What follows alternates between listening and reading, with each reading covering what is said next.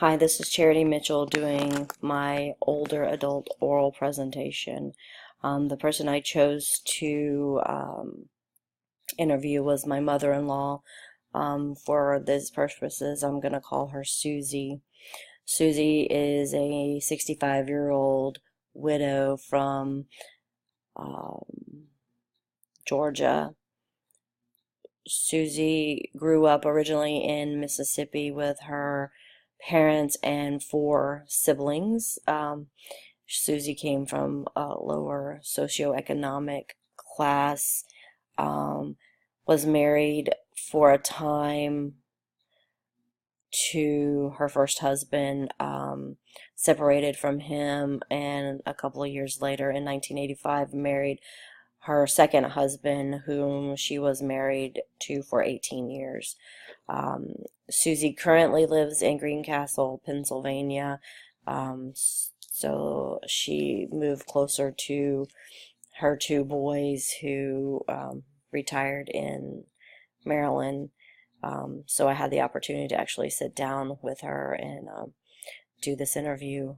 Um, Having been in the family with Susie for almost 25 years, going over some of these things, it was very enlightening and a very enjoyable process. The stage of development that I chose from Erickson's stages was stage 7, generevity versus stagnation. Erickson stated, according to Rogers, that adults are involved in investing in their work, families, communities, and future generations during this stage. They reach generevity when they put their focus on others in their lives rather than themselves.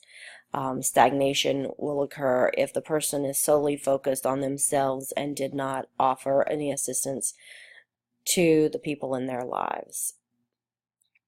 The important experiences for the interviewee's life during this stage. She lost her husband of 18 years to lung cancer, quite suddenly, actually, and had to take care of his elderly sister right after his death. She had two adult sons, both in the military, Air Force, and Navy. Air Force son participated in some of the operations that were going on during the time after 9/11, Operation Enduring Freedom and Operation Iraqi Freedom. Before the death of her husband and after the death of her husband. Her younger son was stationed in Chicago, Illinois at the time, um, where he was a TI training the new seamen that came into the Navy. She was working at a elementary school in Georgia where she was living as a special education second lead instructor during this time. Some of her accomplishments were during the time she was working full-time as the second lead instructor, she was also assisting with grant research for the school that she was working at, and she served as president and vice president for the PTA. Not at the same time, but at certain points during her working at the school. And I feel an accomplishment was that she was married to her husband for 18 years. This day and age, that doesn't happen, so that I thought was a really significant thing for her. Some challenges that Susie experienced during the stage was the sudden loss of her grandson in October 2002. Susie and her husband had temporary custody of her grandsons several years prior to this, due to the son having spent some time in jail. At the time of his death, he was living with his father, but several months prior to his death, he had a suicide attempt and was getting treatment and starting to do really well, and was killed in a car accident coming from school one day in October. So not only was the loss of the grandson an extremely traumatic experience added on, that she and the husband helped raise him, added more trauma to that experience for them. They in February of 2003, her husband was diagnosed with lung cancer and was given 6 weeks to live. He chose to do chemo to allow him some more time with his family. He was able to stay with his family additional 3 weeks. So after 9 weeks after a diagnosis, he passed away, leaving her to care for his elderly sister. The challenge was, the one was just the diagnosis of the lung cancer, and having to go back and forth for chemo and taking care of him and making sure that, there was no pain for him, as much pain, to eliminate as much pain as possible. Not long after her husband passed, she had to start taking care of her elderly sister-in-law,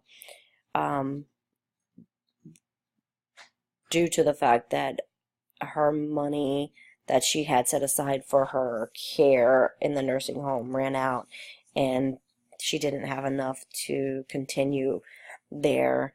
So Susie brought the sister home to her house and had hired some people that could help take care of her at the time.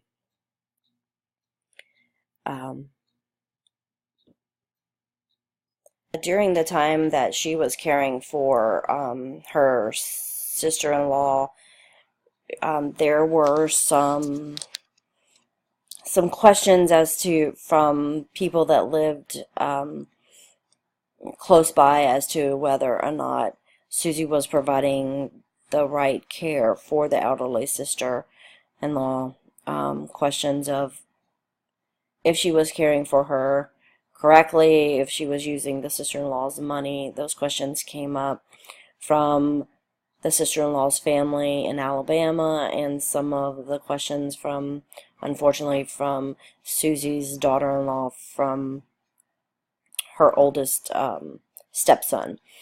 Those questions made it very difficult for Susie. I mean, she was living there practically by herself with the sister-in-law, having, doing the things that the sister-in-law was asking her to do. And still, really, it didn't seem like she had enough time to still properly grieve for the fact that she lost her husband not too long before all this was going on. There was a lot of, concerns about if she was making, the best choices for her and her sister-in-law. So, according to Rogers, the goal of each stage is to resolve crises by developing positive qualities that allow for growth, that support the exploration of self and the environment. So some of the crises that Susie experienced during this stage of development was the sudden loss of her grandson, the sudden loss of her spouse to cancer, having to take over the care of her elderly sister-in-law, and the loss of her 2 years later. Also, the loss of her identity without her spouse. This is something that happens quite frequently with people who lose their spouses. It's a question that comes up, and there's been studies done in order to fully understand what that's like for them. And one of the studies that I read was from Lorraine Holtzlander and Wendy Duggleby, the psychosocial context of bereavement for older women who were caregivers for a spouse with advanced cancer. And some of the things that they talked about in this study was some of the things that came up with the people in the study. That they talked about, these participants described exhaustion, vivid memories, and health problems, after taking care of their spouses. I mean, they didn't, obviously, you don't have a lot of time for yourself when your spouse is really sick with cancer. The priority is to try to manage the pain as much as possible. They would talk about difficulty sleeping and weight changes and things like that, and their anxiety and sadness, these things that, seem very common for people who have a loss. Also, some of the interpersonal context and things that were coming out of this study was, having to strike it out alone. What are you going to do, now that you're an older person and you're by yourself, basically what's happening to you, as far as like, what are you going to do now you don't have that extra person in your life? What are your next steps in your life? Some of the biosocial factors that I picked out for this was identity, figuring out who she is without her husband. What was next? Being after 18 years of being a wife, what was her next steps? Financially, for financial issues for her were having to leave her job due to taking care of her elderly sister-in-law. It became too hard for her to work, and while she had the assistance of someone in the house to help her do the lifting and stuff, it became too much for her, and she had to leave her job, which put her moving from a low middle class to down to a lower class economically. So definitely the change in her lifestyle, and living off of only the widow's pension that her husband had for her. Grief and loss. There was no time to prepare for a loss. I don't feel like you ever have a time to prepare for a loss, but 9 weeks is definitely no time to prepare for the loss of a spouse. That allowed no time for them to go over what was what was available, what he had done. They both came from older Southern backgrounds where the husband took care of the finances and things like that. So she went from having her husband take care of those finances and deal with all the money issues that came up, to her having to figure out what it was that he done, and what she could do to fix it. Also, they had moved from Mississippi to Georgia, so the only immediate family there were her stepchildren, that were not super supportive at times. Her biological children were both out of out of the state, having to, being in the military, they didn't get a lot of time to be where she, was, and provide her some extra support that she needed. Of course, there were phone calls and, checking in on her, but nothing like being able to be there and give her a hug when she's struggling.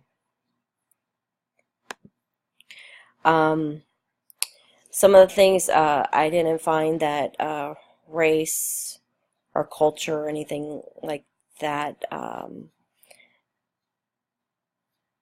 inhibited Susie during that time. Susie is religious. She comes from a religious background, and this helped her through the grief process. She had her church family as a support system, and her, her spirituality, to help with that. In one of the studies through Damanakis and Marzoli, Walsh, King, Jones, Tookman, and Blizzard study in 2012 found that bereaved individuals with strong spiritual beliefs experience a quicker and more complete resolution of grief in comparison to those who did not hold spiritual beliefs. So I think spirituality can play a role in the grieving process. Sometimes the first things you do, why him, not me? Why am I left alone? And being able to move forward through those and having that extra support system and those spiritual beliefs to hold you through, to get you through, can be beneficial to someone who has lost a spouse. I like to note that her husband was 6 or 7 years her senior, so Susie became a widow at 55. So I still feel like that was a very young time to be a widow. So I think that can make things, I feel like that can be very difficult for someone to be so young and lose a spouse so early. So some of the biopsychosocial factors. While her children were all around the world and couldn't be there as a support system, the younger son was still stationed in Chicago, Illinois. But within a month after her husband's death, her older son and his family were stationed to Aviano, Italy for 3 years, where he did in that duty station, he did do the Operation Enduring Freedom and Operation of Iraqi Freedom.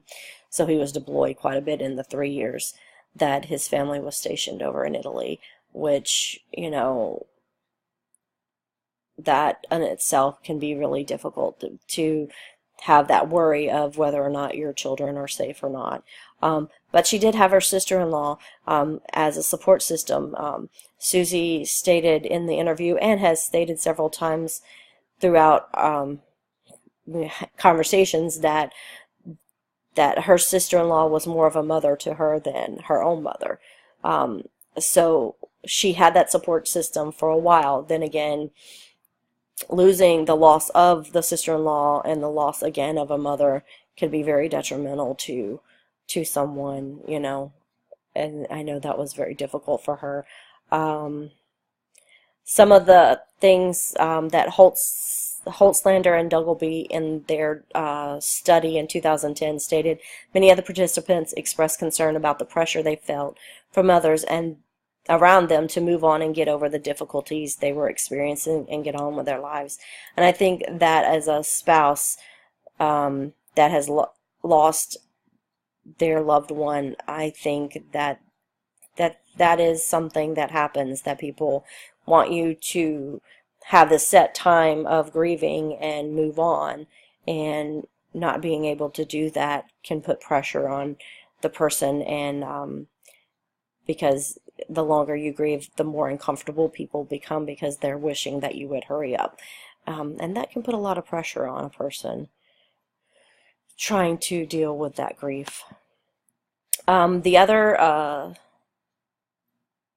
theory that I chose was Freud's psychosocial development. Freud believed that an individual needed to successfully resolve their crises in order to move on to the next stage. Well, I put on here, while Freud's stages doesn't necessarily fit.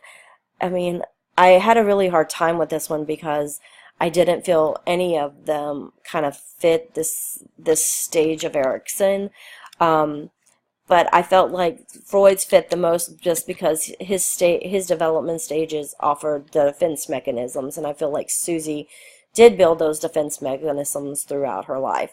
I feel like there was some projection. I feel like, she blamed her deceased husband for some of the unwise financial decisions that she made after he died. While he was definitely, perpetuating some of that situation because she didn't know, but there was also some unwise decisions that she had made. Um, but it was easier for her to blame him than the fact that she, in her grief made some unwise financial decisions. There was some denial. There was denial in some of the decisions making some decisions she made while taking care of her sister-in-law. Um, I think that, at the time, maybe she could have found another care facility for her sister-in-law. I feel like in her grief and wanting to have someone in the home with her, she decided to bring her there and do the best she could, and didn't. And I think there's still times that she's in denial that was maybe not the best choice for the sister-in-law. Limitations of Eric's stages of psychosocial development. I feel like it doesn't allow for the person to move back and forth through the stages, especially like, for example, with Susie, her spouse dies. She is in the middle of the adulthood. She's 55. She's lost her spouse, and she's actually back into intimacy versus isolation. But Erickson's stages don't allow for that. I mean, that's where she, while she's 65 and moving forward, according to Erickson, she should be moving into the older adult stage, but in reality, that's not where she's at. She is still in the intimacy versus isolation stage. So it doesn't allow them to coexist together or, move back and forth through those. And Erickson really doesn't talk about grief or loss until the older adult stage, stating, that's when the most prominent time for losing your spouse. Well, that's kind of hard for anybody because there are people that lose their spouses at 20 and 30, so it doesn't, play very well. Susie, like I said, lost her husband around 55, so she really should be in stage 8 of the development, but she lost a spouse, and now she's going back to trying to find, to either, be whether or not she's lonely or not. So I feel like, really she is in the intimacy versus isolation phase right now, not in her, not in stage 8 of the development. These are my references. And thank you.